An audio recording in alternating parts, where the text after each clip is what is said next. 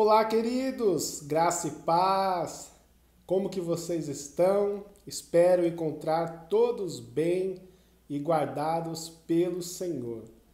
Sou André Marcos, convido a todos a estudarem a lição de número 7, que tem como tema o preço do resgate.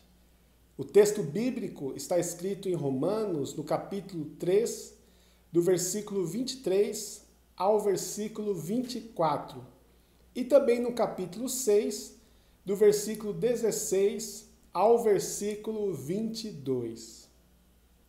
Primeiramente, precisamos entender como que os romanos e os gregos tratavam sobre o tema resgate. Como que eles consideravam esse assunto, o que significava para os romanos e para os gregos o preço de um resgate. Um escravo poderia ser libertado mediante um pagamento de um resgate. Ou seja, o processo chamava-se redenção e o preço resgate. O apóstolo Paulo se utiliza desta metáfora para explicar a obra salvadora de Cristo. O termo grego associado para redenção ou resgate é litron, cujo sentido é aquilo que se oferece para libertar e resgatar um homem de uma escravidão bárbara. Portanto, não há motivo de escândalo, como alguns teólogos e estudantes se chocam com a ideia que Deus negociou com Satanás, porque isto é apenas uma metáfora e não uma realidade.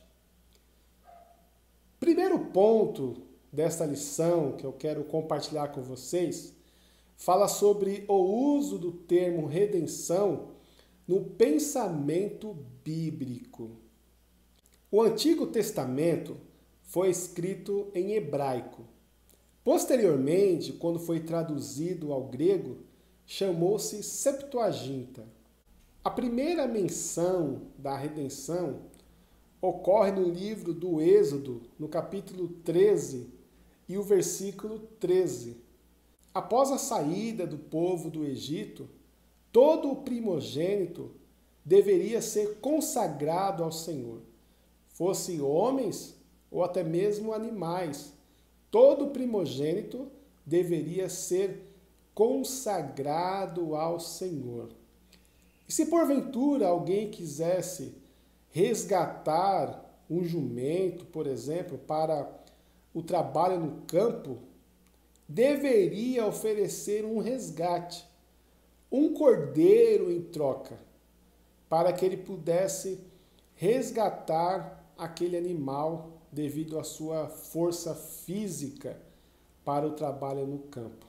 A segunda ocorrência vai aparecer no livro do Êxodo, no capítulo 21, do versículo 28 a 30, quando trata-se de um animal, um boi feroz. Se ele viesse ferir e matar alguém, aquele animal deveria ser morto e a sua carne não deveria ser consumida.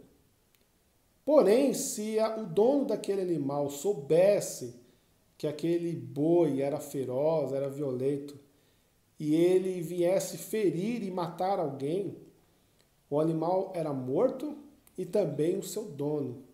Então era oferecido um preço para o resgate. Em Êxodo, capítulo 30, versículo 12, reaparece a ideia, agora no sentido de cobertura. Os israelitas eram recenseados e eles pagariam preço, um resgate a favor de qualquer serviço de um oficial. Tudo isso para terem o direito de serem do Senhor. Então eles pagavam uma taxa, um imposto, para ter este direito. Com o passar do tempo, a palavra grega litron como no latim redimo, passou a indicar a ideia de um pagamento por um resgate. Um pagamento para comprar um escravo ou um cativo, resgatando-o para a sua liberdade, tornando aquele homem livre. Pagava-se então preço para uma libertação ou para um resgate. Nesse mesmo sentido, nós vamos encontrar na carta aos Hebreus, no capítulo 11 e o versículo 35, os heróis da fé preferiram não ser livrados. Essa mesma ideia vai aparecer no livro do profeta Isaías, no capítulo 43 e o versículo 3, quando Yahvé diz que deu partes da África a Ciro, como resgate de Judá. Livrou a nação do cativeiro, dando-lhe outras nações. Meus queridos, o segundo ponto que queremos compartilhar com vocês vai falar sobre o termo redenção na teologia. Redenção inclui tudo aquilo que chamamos salvação, livramento do pecado, perdão dos pecados, justificação, santificação e a vida eterna. É o ato pelo qual a pessoa passa a ser de Deus. Longe de Deus, a pessoa é escrava do pecado. E quando ela é resgatada por Cristo, ela passa agora a ser do Senhor. Ela encontra a liberdade em Cristo e é libertada para não ser mais escrava de ninguém. Meus amados, o terceiro e último ponto dessa lição fala sobre Cristo, o Redentor. Com certeza, para nós, este é um dos termos mais preciosos.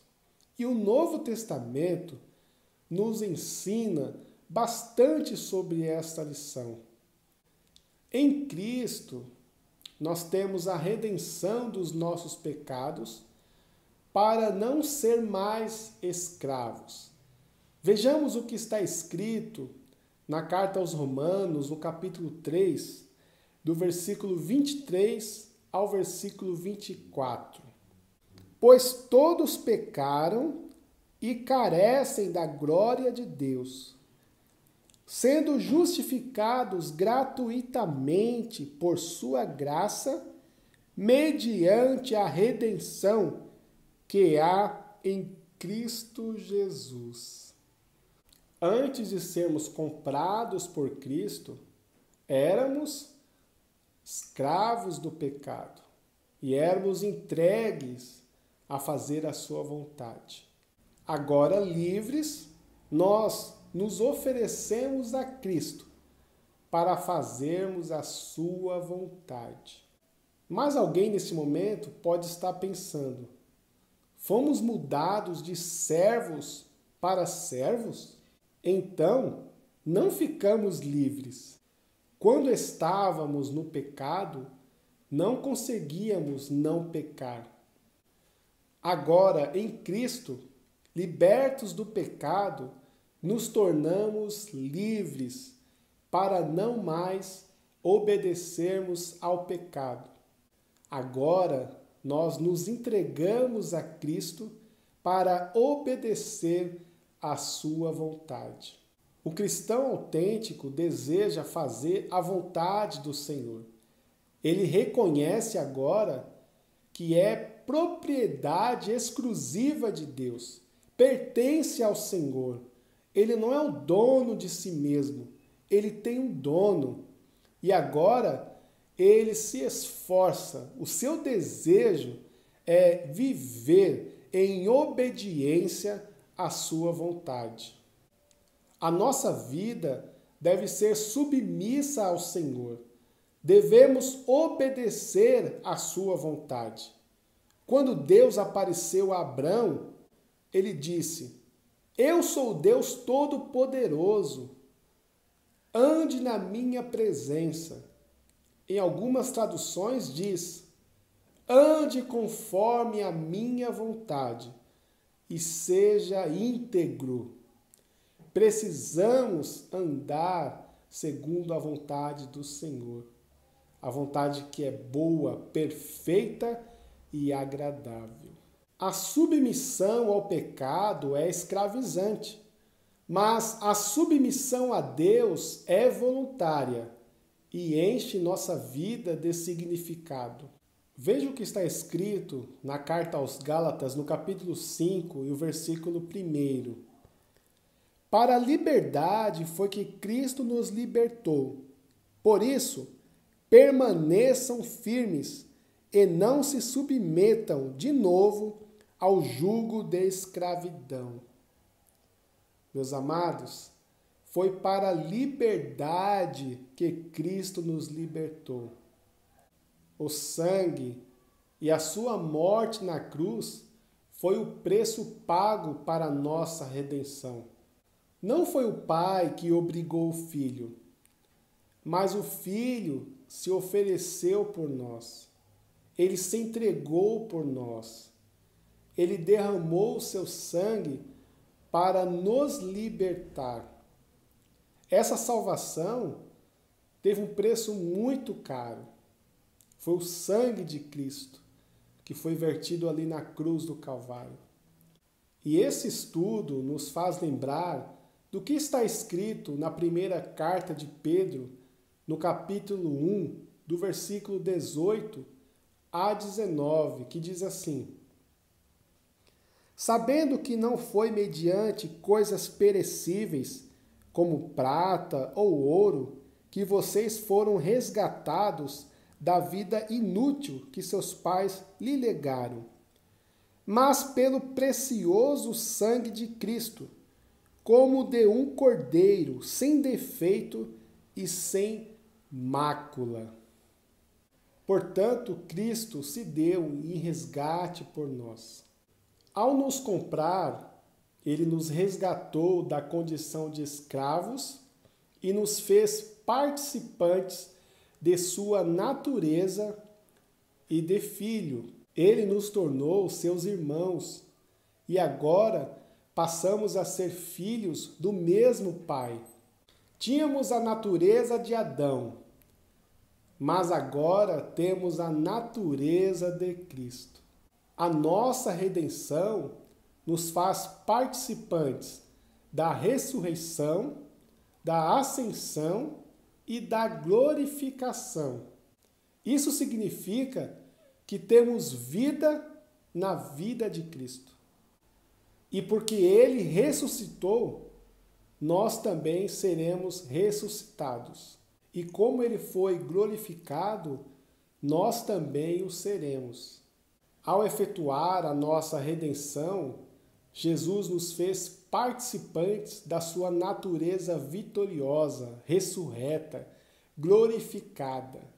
Redenção e resgate é a essência da salvação. Isso significa que fomos comprados para Deus. Veja o que está escrito no livro do Apocalipse, no capítulo 5, do versículo 9 ao versículo 10.